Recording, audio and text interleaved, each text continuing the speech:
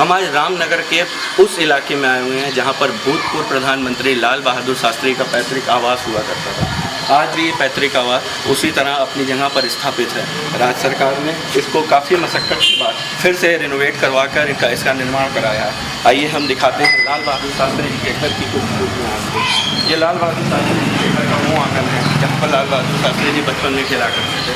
लाल बहादुर शास्त्री जी के ये घर के पुराने खंडे आज भी उनके उस समय के काल को दास्तान बयान करने के लिए काफ़ी है। और अंदर आइए आपको और चीज़ें दिखाते हैं लाल बहादुर शास्त्री जी की जीवन से जुड़ी हुई। ये लाल बहादुर शास्त्री जी का वो कमरा है जिसका निर्माण उनकी पत्नी ललिता देवी शास्त्री जी ने करवाया था।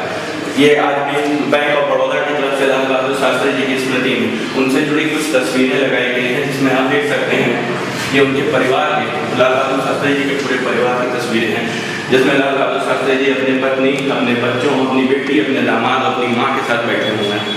ये लाल बहादुर शास्त्री जी के घर का आंगन है जहाँ पर उनके बच्चे और वो बड़े हुए हैं।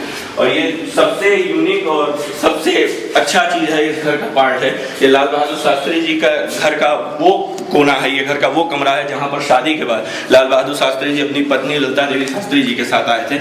आइए हम इसको अंदर से आपको दिखाते हैं कुछ झलकियाँ इस कमरे की, किस तरह से लाल बहादुर शास्त्री जी ने यहाँ पे अपने जीवन के कुछ असीम और यादगार पल बिताए हैं।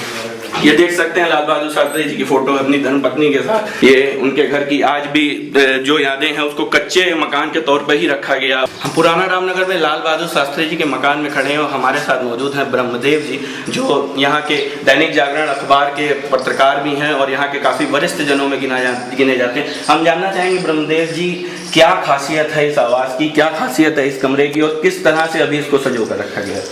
ये जब सपा शासन काल आया था तो उस समय यहाँ विधायक हुआ करते थे रामकिशन यादव जी। जनता की बहुत बेहद मांग थी कि शास्त्री जी का आवास जीर्ण शीर्ण अवस्था में, इसमें काफ़ी कूड़ा करकट झाड़ झंखाड़ उगाए थे और उस समय लोगों की मांग थी कि शास्त्री जी के आवास का पुनरुद्धार होना चाहिए और इसका रख रखाव ठीक ढंग से होना चाहिए।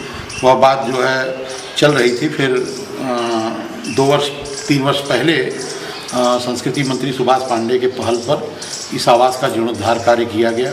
शास्त्री द्वार भी बनाया गया, आपने देखा वहाँ शास्त्री द्वार है और लाल बहादुर शास्त्री के आवास को उसी रूप में इसको बनाया गया। अब देश विदेश के लोग आते हैं और शास्त्री जी के उसी आवास का रूप देखते हैं और बहुत प्रभावित होते हैं इस आवास को देखकर।